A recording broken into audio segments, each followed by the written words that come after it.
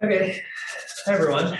So I'm going to present today on more of my favorite theoretician's continued work. It's a very recent publication, just came out this year, I believe. And he's extending his work on theoretical analysis of deep neural networks. That's right, we have this huge class of models, amazing, empirically great, beautiful, they do all the things we want them to do, but we don't know why they do anything, and it's a huge problem, right? We have very little theoretical understanding, and the understanding that we are imparting on ourselves is taking a few different forms, right? It's introspection and all these other sort of empirical techniques that, again, don't really offer us a lot of actual theoretical understanding. We don't have exact equations for the dynamics of a lot of these models, and so Sachs's work is focused on trying to take steps towards building up that theoretical knowledge. And there are a few other researchers that are working towards that.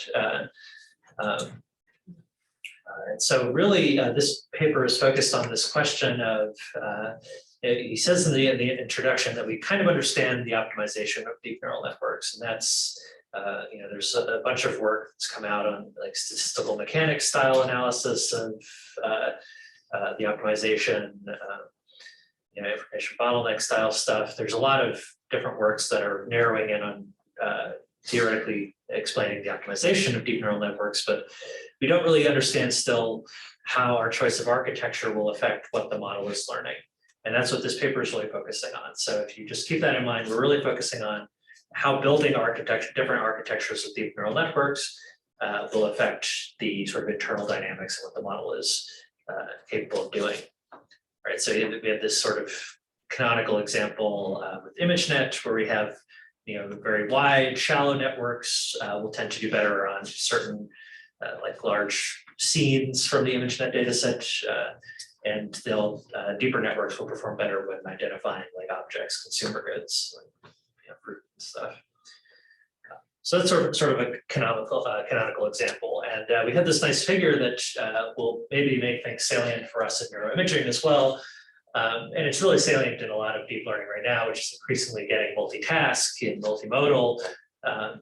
We have these, we're building networks increasingly that have these kind of modules, right? You have one modality, and you have a module that creates an embedding for that modality, and then you have this other module that combines different modalities in different ways. You had Ibrahim's paper a little while ago was a prime example of that, of like combining all these modules in these very different ways, sort of hacking away at this multimodal kind of architecture until you get something that works for your given problem.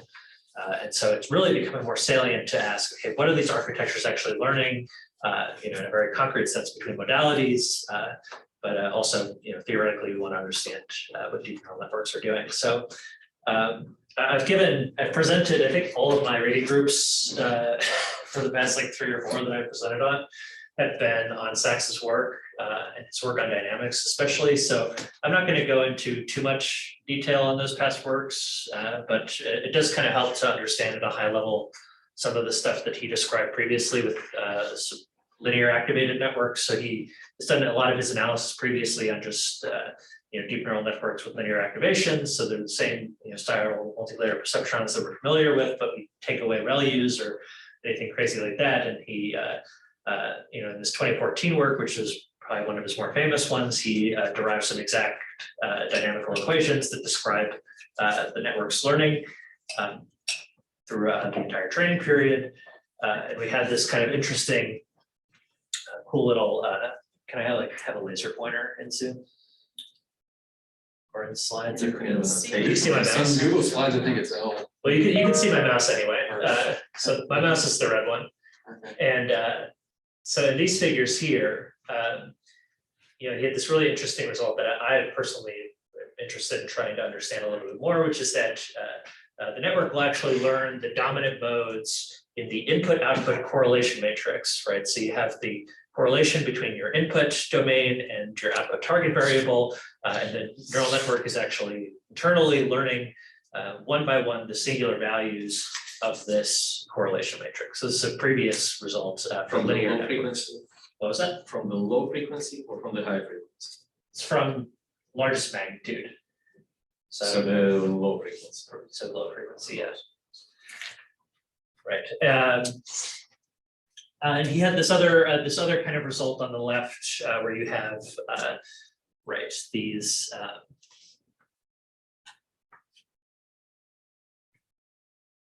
right you can get different structure in the singular vectors that depending on the that the network learns around this correlation matrix depending on the structure of the input data. So if you have like different clustered data that is organized in a tree by groups and stuff, you get different internal representations. So the long and short of these analyses are that we learn singular values kind of in order, and we learn a particular structure within the network based on the structure of the data and the target variable.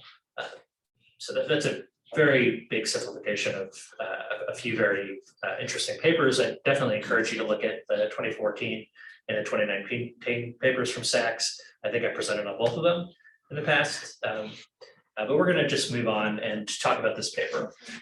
So this paper centers around a particularly interesting mathematical formalism, which is this gated deep linear networks. So we're going to spend some time kind of talking about what this is, what notation he uses, and understanding exactly how this is used to analyze dynamics. So basically you have each node in this graph is a bank of neurons, right? So it's a module, a linear module that has some input activations that are received from some other module. If it does receive input, it will have a directed edge towards itself from another node. And if it sends output by another directed edge. So this is sort of just a way of building strangely moduled neural networks where you have like banks with like input from one domain. So if you're thinking about like multimodal neuroimaging, again, we're all doing this with MLPs, which you wouldn't do with neuroimaging, but just bear with me here. So you have your one modality here, one modality here, and they kind of feed separately and branch off in different directions internally based on whatever you're doing with your network. So that's just the formalism. It's each node is, you can think of as a linear module, and it connects to other linear modules. Now, the addition that we have here from Sachs are these gating variables, which are just, as far as I understand, scalars or vectors, right? That will just apply onto either the outputs, so the outward edge coming from a neuron bank, or they'll apply directly onto everything that the bank receives from previous inputs. So you're just sort of adding an additional variable that can be scaled up and down. It's not learnable, notably, in this paper. It doesn't describe any way to train with these, but he says that we can set these sort of arbitrarily based on our input data. So we have some sort of notion of how we want to kind of scale different branches within the network, and really you should think about it that way. I think it's really simple to just think about it in terms of what we do with multimodal learning, right? You have branches and you say, oh man, my structural MRI branch is dominating the whole network, I want to scale it down or something. That's essentially what he's doing here, is we're kind of scaling it down, more or less. It's a fairly simple kind of formalism in that respect. But the cool thing about this is that we can when we look at what the network is actually doing and where we compute the gradient, the paths that are sort of maintained in the gradient that stay away from zero will bottleneck around particular paths through this graph. And so this is where he has this kind of nice, these really pretty graph flow based illustrations. They're describing, you compute the gradient and where it doesn't disappear in the network based on, when you're computing the gradient with respect to a particular, set of neurons, you get this nice little graph to analyze. So that's the long and short of this formalism. I think it's pretty straightforward. Do we have any questions? It's good to make sure we're kind of on the same page about this starting now. I put some of the notation that he uses here. We don't really need to talk about it. But if you read the paper and were confused by notation, we can try to clarify some things. So gamma is the directed graph, stuff like stuff like that. It feels G sub B is written. If you have G sub Q, it's already you can model the effect of G sub B. I don't know why he's explicitly adding it there. Just look at the stage sub B on the top, and Yeah, like you can yeah, I don't see why you need G I sub actually agree with that. I think you could entirely model, G sub B with the G sub Q. But perhaps it's just sort of a convenience kind of thing. We have one parameter to tune versus 6 to try to get the tuning of one. So I think it's entirely a convenience, and that's all of Sachs's stuff that he does can be understood as, it's when mathematicians and theoreticians try to analyze stuff, they try to make things easier for themselves by first like adding in a bunch of variables and making it seem more complicated. But really the change of variables, adding in additional variables are usually, in the end, will simplify the analysis. So I think that's what he's going about here doing. So, okay, if there are no questions then about this, this formalism, we can kind of get into some of the dynamics here. So we have here, so we had, I forgot to say something else important. So so these functions T and S, they are essentially just describing the connectedness of these modules. They're just functions that say whether or not a pair of modules are connected. And so when you write the gradient, you can write them in terms of these composite functions, right? The functions that, and this is just comes from straight up backprop. You can you write it, the gradient in terms of things that flow out of the module and things that flow into it. It just sort of follows from backpropagation.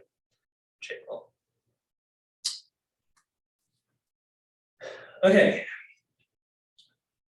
So let's start looking at these dynamical equations and maybe try to, so we'll just take them as derived for now. He has the derivation in the appendix. I looked over it. I don't think it's particularly important to understand how the derivation works, but what would be more interesting to start to talk about is, okay, so we have this dynamical equation. This describes the change in the weights during training.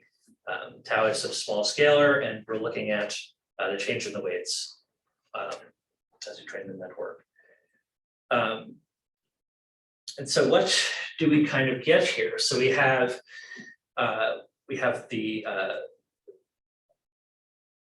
the dynamics are taken as the sum of pathways that flow through the module, where each pathway is, the gradient there is taken as the, just the preceding weight matrix from the input into that module.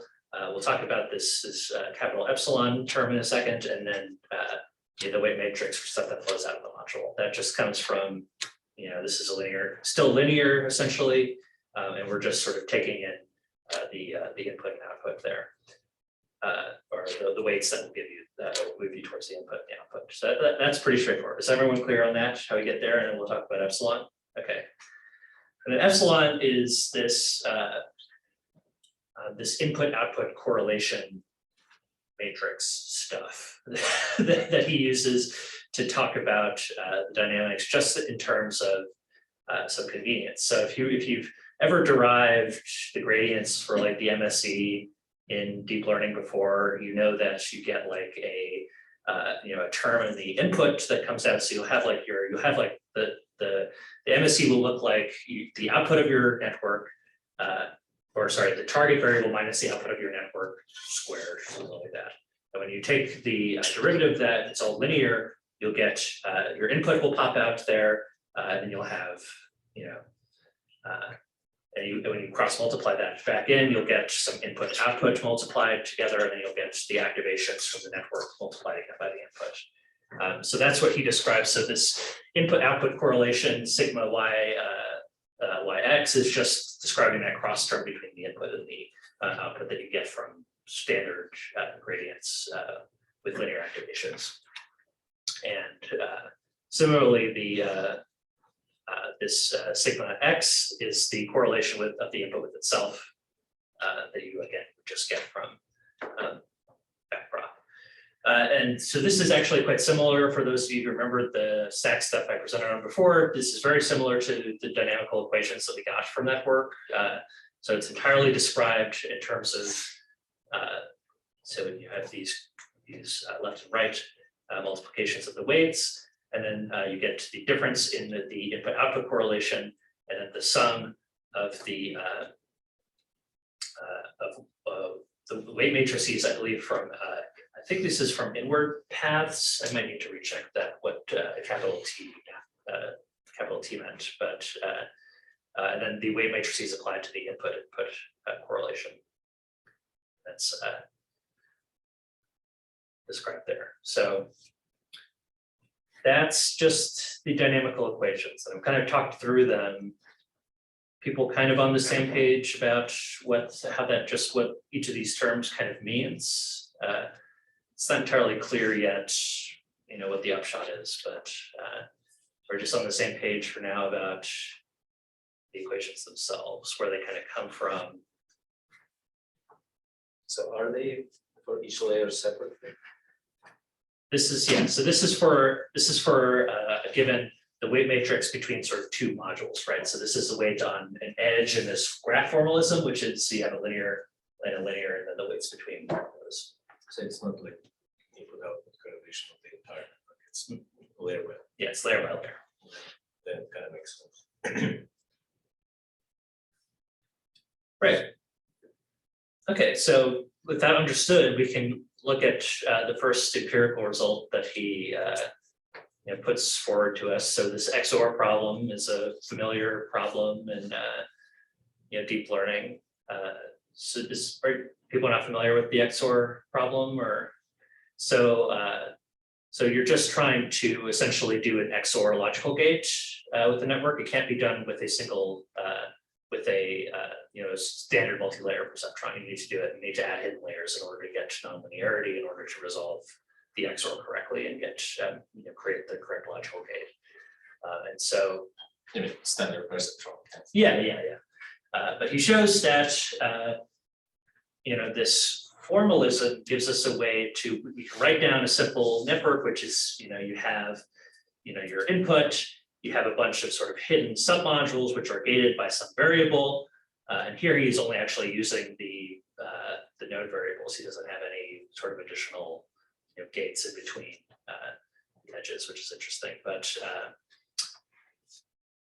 and then feeds directly into a single output, right? So it's this introduction of this hidden layer, and then the additional gating that gives us nonlinear dynamics and allows the network to solve the problem. And the dynamics that are computed analytically exactly describe those the actual dynamics of measured in practice. So what exactly is happening in the gates? I'm sorry if I missed that. So the gates are just like a number, and you can just choose a number, and so so imagine if they were all one, the network would be the input. You'd have like a set of neurons here, a set of neurons here, a set of neurons here, and a set of neurons here. And then he's applying a value G1, G2, G3, and G4 to each of them. And so you can kind of modulate each of these banks of neurons individually. They will give you different outputs, right? Right. Yeah. But then how do you generate non-linearity using this part? I mean, wouldn't it just still be linear? So it is just linear, but it's you can get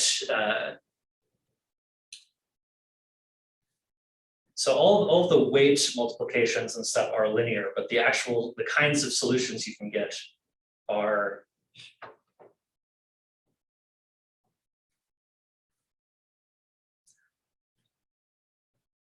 or maybe you can explain like how they implemented that in the ZOR this ZOR problem that they're trying to solve using this formulation. Yeah, because it's not linearly separable. You cannot have a hyperplane. They use Rayleigh, right? they don't use Rayleigh, but they say that essentially what they get with the gates are a way to replicate ReLU style dynamics. I have to admit, I'm a little bit lost on why that is as well. But what's up now? Are the gates not learned? I don't think so. They're completely select. They're just selected based on the input. Does he say why? That seems counterintuitive. But then that's what he mentioned, right? Like gates are basically, it's the gradient flow that controls the gate. It's like the dynamics, like how the gates are going to be controlled. So it's not going to be learned in that way. But then where I'm confused is even if you're just using if you're just using gates in order to find out like which neuron you want to activate, basically just replicating an activation function. How are you reproducing a non-linearity from a linear function? Especially, I mean, since given that they are solving the XOR problem. Think about it the following way. So look at this middle figure there. All what you said applies to stacked computation. What happens in the middle figure, it kind of computes a kernel. It takes a plus and it can encode all pluses in the 4-dimensional space or 3-dimensional space to be above and the minuses to be below, and then the next linearly. But because they don't interact with 4, I would rather think about 3. I would put 2 pluses here and 2 minuses here, and then the top perceptron would just put a hyperplane between them. Because they're flowing on a separate trajectory, not on a stacked trajectory. I don't see, like, you can binary encode there. You can do like already even over there binary encode where they're. But isn't that what a normal perceptron also does? I mean, No, but you have 4 perceptrons there. Isn't the Oh, idea there's 4 different perceptrons. 4 complete. Well, it's not Essentially. even. It's not even like perceptrons. So yeah, these 4 banks of neurons in the hidden layer are not. They're not all just fully connected. Oh, okay. Yeah, Okay. they're Yeah. actually separate modules. They're separate. So basically it's piecewise linear. Yeah. Yeah. And so that's where you get the nonlinearity. Yes. Got it. Okay. Yeah, good discussion and clarification. Thanks for bringing that up. Okay. So I think we've kind of parsed through this and we can get a little bit more mathematical quickly. So there's a bit more analysis that he does. This is again familiar for those of you who saw the previous work. Just the long and short of it is that we can compute the SVD of these input-output correlation matrices and write the dynamics in terms of the dynamics of their singular values and of their eigenvectors. That's all you really need to know. There's not anything more to really talk about here, I don't think. Okay. And so this is another empirical result where he's actually generating some toy inputs that will be very similar to what we want to talk about in like multi-target learning, or so he's describing this like multi-domain sort of route setting problem. So you have these different inputs which come from different domains, and per input you want to make one set of predictions essentially, but they have a bottlenecked layer. Yeah, that's basically it. They have a bottleneck layer. That's the long and short of it. So this is the setup of the modules here. So each domain has its own sort of individual set of neurons that all feed into a set of shared neurons. Again, these are separate connections, right? So they are separable. We hit the second hidden layer, and then they just reseparate back out to per domain output. So the claim is that through this gated network formalism, we can kind of think about it this way. There are, so each pathway, so there are only m different pathways into this kind of bottleneck, and then there are m squared different paths between these two stages in the bottleneck. And this, he claims, will cause this hidden layer to learn faster. So you're essentially, I'm trying to, and I must admit, I don't understand the claim myself, like what backs that up, but does anyone want to maybe give some insight from what they thought about it? I mean, certainly could just be. I have an insight from your work. Sure, yeah. It's the if you look at the output 1, 2, so M, each rank of the gradient is low. Mhm. When they combine, the rank of the gradient update is the highest for the I think so, segments. yeah. So it's kind of it's hit with most adjustments every time. Right, yeah. Yeah, I think that's right. So yeah, you'll get a sort of a higher rank gradient that flows through these, through this bottleneck, more information, faster convergence of the weights in that network. Another one, even if you look from the input, so look at the backward stage, you go with low rank gradients 1, 2 through N. Mhm. They suddenly become a large rank gradient, but then when they are out of this bus, essentially, Mhm. again, because of the activations of 1 through M inputs, which are low rank, they again become low rank. Yeah. But the gradient of the middle bus is high rank because again, activations also combine together, Mhm. and then you get this high rank from both sides when you do the outer product. Yeah. So I think, but I don't think it's kind of obvious, like if he doesn't explain it. I mean, he doesn't describe it with our sort of way of analyzing, but I think that makes sense, right? And I think he just makes the claim based on this like path intuition, and that's really what this formalism is trying to do. Is it's trying to say like, okay, there are more, you know, paths backward through this bottleneck for the gradient to flow. It's higher rank essentially is what he's saying. It's kind of weak. Yeah. I mean, That's kind of Yeah. what they used to say about LSTM gates too, because like if you didn't have the gates, like sometimes like one of the paths would zero out the gradient. So if you had multiple paths, the zeroed out paths don't completely destroy the gradient flow. That was something I remember hearing from LSTM. yeah, but this is less strict, less kind of what Brad has is very simple and clear like explanation of why this happened. Just linear algebra outer product rank compared to this sounds like hand waving. Oh, I have this intuition about paths, but we have Brad has exact formula of why it happens. Just it's all. Well, I think he does give some more exact analysis in this section where he talks about, so he talks about, and this is probably one of the more interesting things about this paper, is, and it gets us talking about stuff that I know Rita said you were interested in with lottery ticket hypothesis and stuff like that. But he mentions this idea of neural racing, right? So we can kind of gate the network any way that we want, right? And it doesn't particularly matter how we gate it, but if we gate the network such that we have this maximal sharing, this bottleneck stuff, which is the stuff that Tishby was hitting on, which is the stuff that people have really been talking about for a long time, convergence is much faster. So this figure B is perhaps the more interesting one to look at. So this is basically, I think the pink is like more bottlenecked, less sharing, right? So P is getting a larger maximal sharing, and as you decrease it, convergence kind of slows down in computing the dominant singular value in this data set.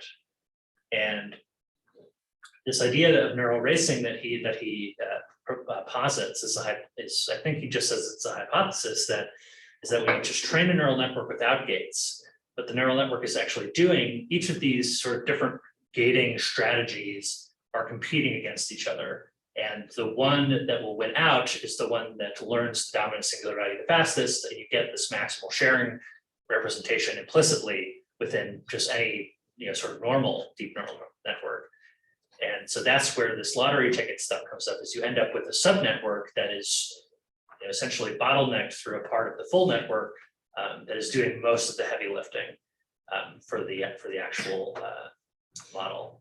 And so that I think is an interesting conclusion that he actually gives a pretty concrete way to describe how subnetworks can emerge and lottery ticket hypothesis might hold. To think more about it. So when it's fully connected and constrained, there are no buses, the full entire gradient is still low rank. I don't see it. Well, so he's talking about, but think about the different modules whose weights for training, right? So there are modules that are entirely hidden. They will get only the high rank stuff in the maximally So shared. it's kind of like a subspace within that larger weight matrix. Yeah. Gets preferential, whatever. but Yeah. Yeah. but How to catch that? It's an intuition, but we did talk about it. Why is it hitting it in a lower dimensional subspace? Like, why are we adjusting low rank subspace? What is that subspace? What is happening? So he gives some analysis. I didn't really put it into the presentation, but we can pull up the paper quickly and look Yeah, at. that would be fine. if we can do that. Yeah.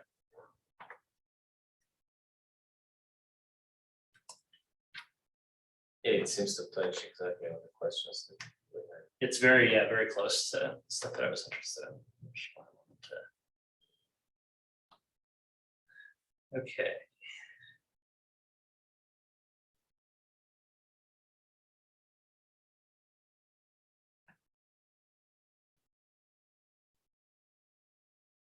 So I don't think this is quite it. Okay, neural race dynamics. Okay. Right. So far we've assumed that we specify gating structure a priori, blah, blah, blah. Wire shared representation favored under the dynamics.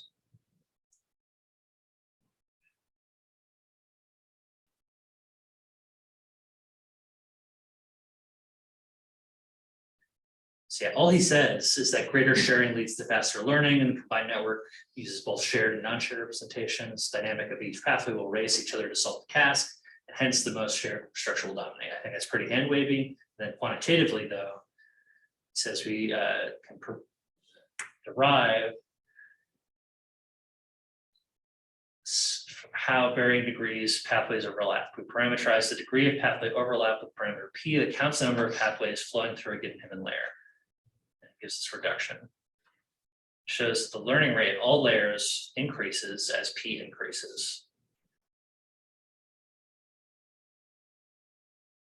So if you believe this,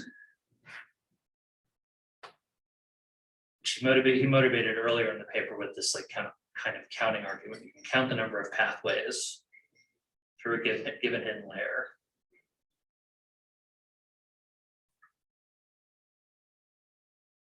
So then if you just give it a parameter name,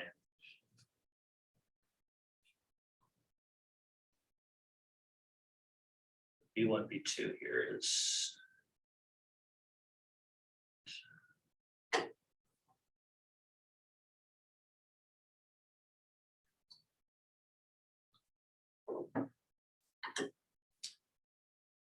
It's basically the lottery ticket about this, all this bottleneck stuff, pretty much means that there's a lot of opportunity for sparsification, I would think.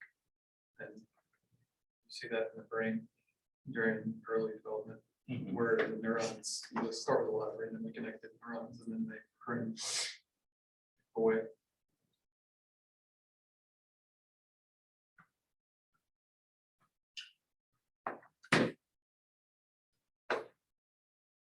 There was also an Anthropic AI paper that looked at how input sparsities result in anti-correlations being modeled exactly oppositely in the same neuron. So if it's like uncorrelated, you can, and the input data is relatively sparse, you can map this feature and this feature exactly orthogonal in the same neuron. yeah. So you can have more sparsity of like how many neurons you use. Yeah, kind of like using the neuron for only one purpose. Yeah. So to get back to understanding why this pathway argument maybe works or doesn't work.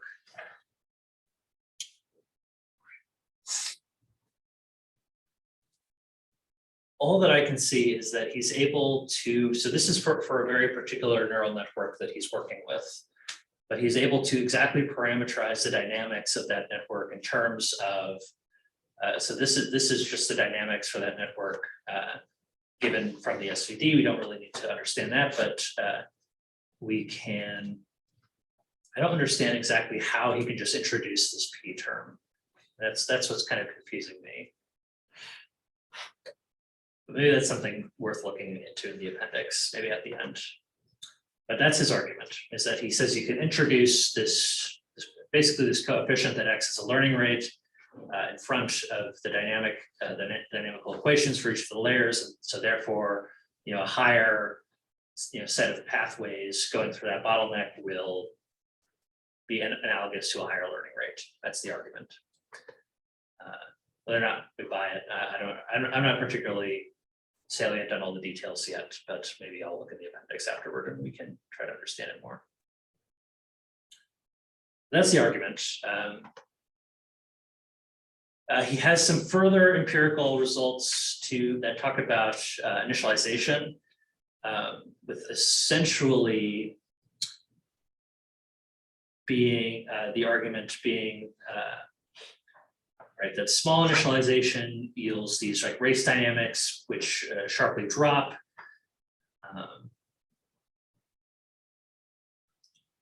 Larger initialization, we end with like we have this like stepwise kind of learning that occurs.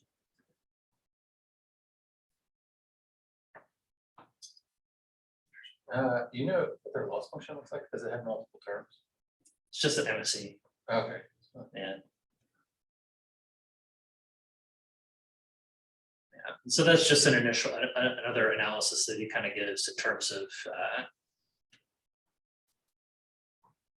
how this analysis technique can be used to describe different initialization effects on the learning rate or the sort of the learning dynamics.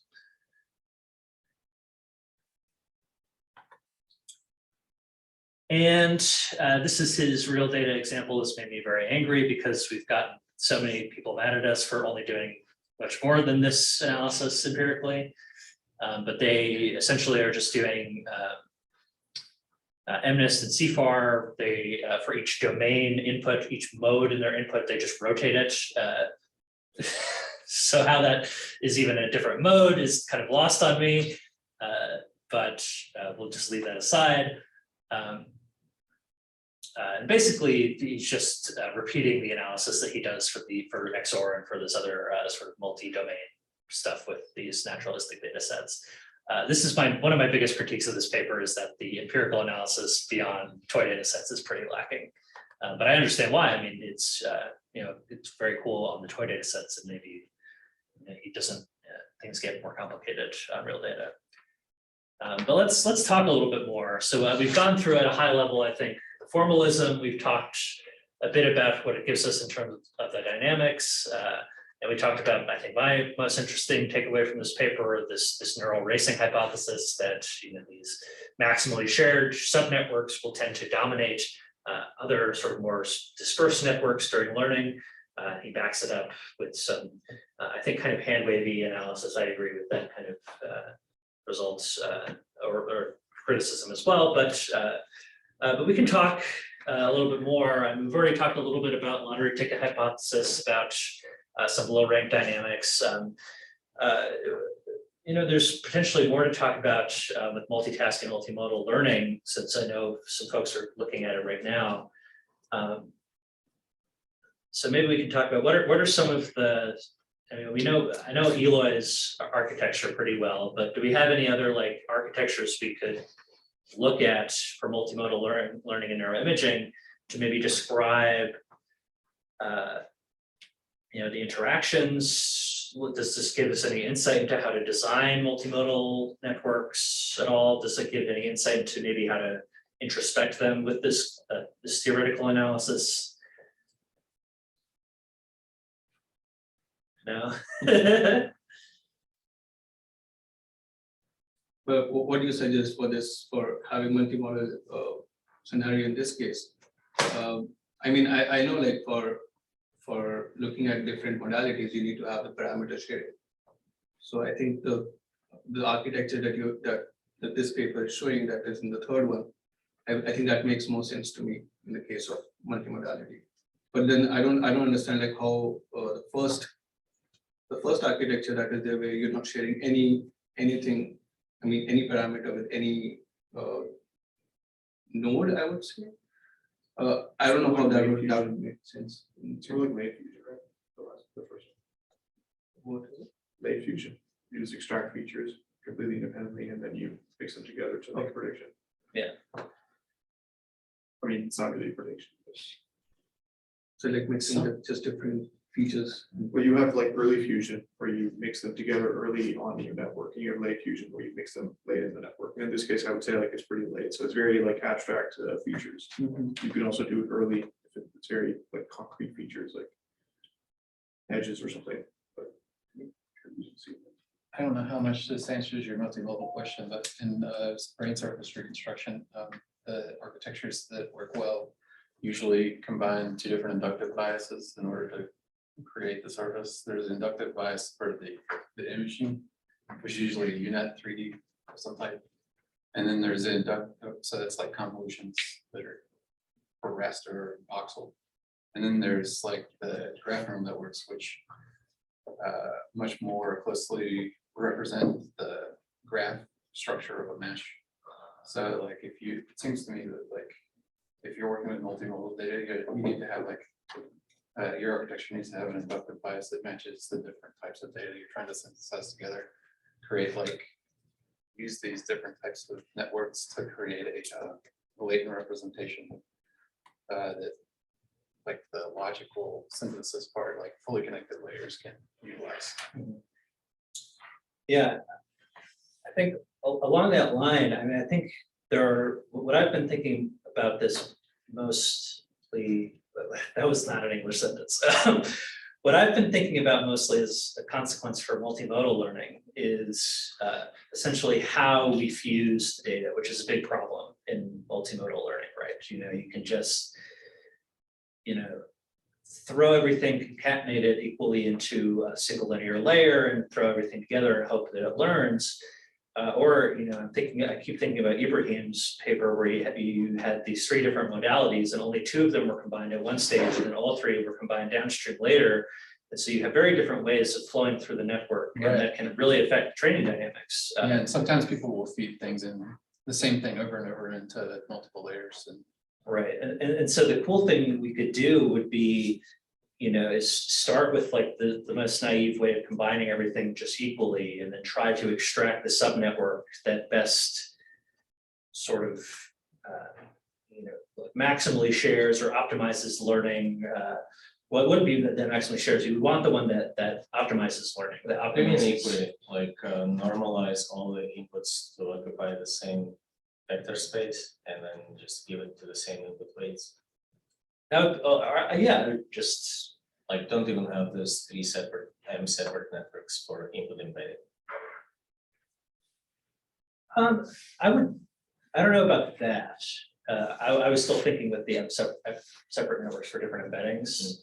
But then we can actually sort of get information about which sort of trajectories through the network in terms of combining modalities are more useful for training. That kind of brings us back to where we started with this distributed encoders. Yeah, very much so. Yeah. The actual processor is shared, the encoders are independent.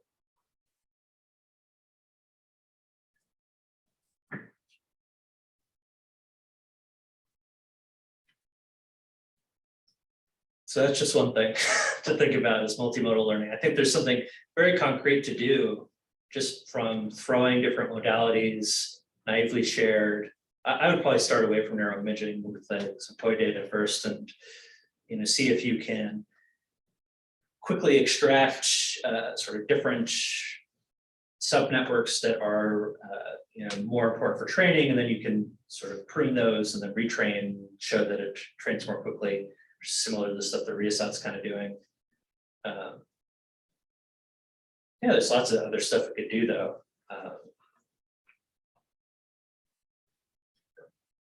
Anyone else have any things to talk about relevant to this, or?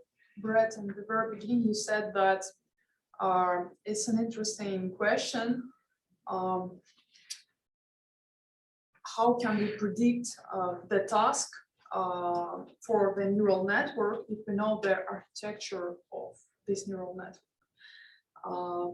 But now it is clear for me what is the answer for this question after your presentation. I mean, how does their architecture match the most appropriate task for certain neural network? Well, I think the answer that Sachs would give is that it's these maximally shared subnetworks are what will, sort of optimize learning speed, right? And so if you start from just any NLP without, any sort of like rebuilding of the modules or doing anything like that, you'll tend to want the module will tend to pull out subnetworks that combine domains in the best way to maximize, to improve learning. So maybe it gets kind of at that question. But the field is already there with transformers, right? Maximally shared, parameter shared architecture. Same MLP, the same self-attention. Repeated on the sequence. So Yep. we've discovered it empirically. That's what should be done, and everyone is just doing it for reasons close to that, I think. And so he's trying to justify this now with, say, semi-theoretical analysis. I'm very biased towards your language and your work. Yes, I do think, I think it's the formalism doesn't really get us all the way there. I think there's more stuff to do in that. I think I would. It's just that your formalism is clear to me, but maybe because I'm more familiar with it. Right. So in this paper, they have only tried with toy data sets, right, MNIST and Cypher. Well, sidebar. I get that. But then I'm more curious, like, did they also mention what would happen if we use some other data set which is more complex, and how would the sharing or the parameter sharing would act in that case? Or maybe if you have any idea that you can share. I mean, I personally don't quite know yet, right? In terms of the Sachs analysis, I don't know.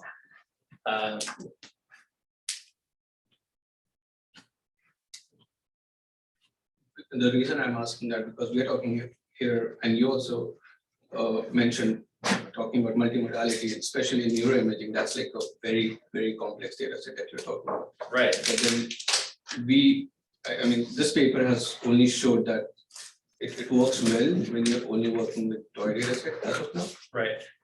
And And the shared domains, or the domains are just linearly related to each other. They're Right. rotations. So I think, where you bring in domains that are not necessarily or are very complicated, have very complicated interactions. I think it would be interesting to see if this analysis holds up.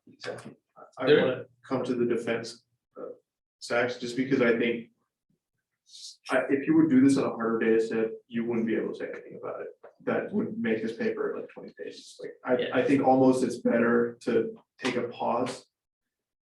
Because like after all this like theoretical and like the describing of the the toy data sets and whatever, like it's just gonna go all in the appendix then. Like at some point, it's like, because I think they should, right? They should definitely do this on more complex data sets. I fully agree with that. I'm just thinking like for one paper at some point, I you're just agree. writing a book.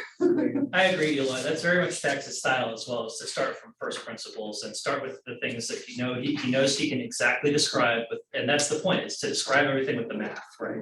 And that's sort of, it's underwhelming to us who are maybe more interested in these empirical results. We're interested in complex data. But from a mathematical perspective, it's pretty cool. He can exactly describe the dynamics. He can exactly describe this, this shared, maximal sharing emergence, and I think that's pretty interesting.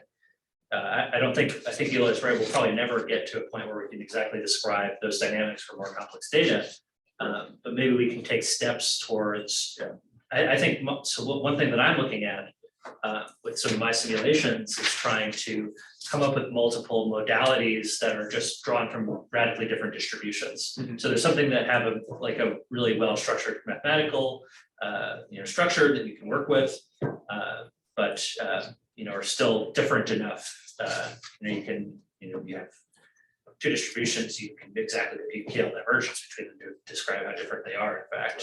So I guess my point was also like, I think he's trying to like verify his equations, right? And so if you don't really know what's in the data, then you also don't know if your equations are correct. Like it's this weird thing where you can't really verify whether your equations are correct if you don't know what you expect. Yeah. Which is what we sometimes do with yeah. with neural networks.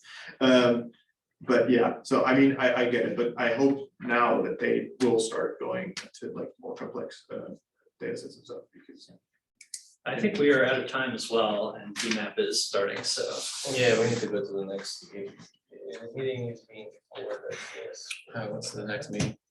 I'm stopping the recording.